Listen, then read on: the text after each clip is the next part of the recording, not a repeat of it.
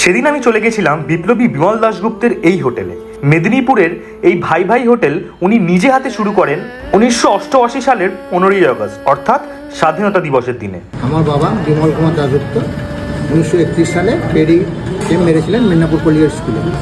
আন্দামান জেলে 10 বছর ছিলেন, সেলুলার জেলে, সেলুলার জেলে 10 বছর ছিলেন। ফিরে এসে উনি একটা মিষ্টির দোকান করেছিলেন। এখন কি আছে ওটা? না, ওটা অনেকদিন উঠে গেছে।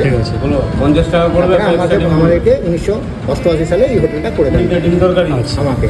পুরনো এই দেওয়ালগুলো দেখেই ভাবছিলাম সেই বীরপুরুষের জীবন সংগ্রামের কথা। ততক্ষণে ওনারা আমার পাত সাজিয়ে দিলেন নানান বাঙালি পদ দিয়ে।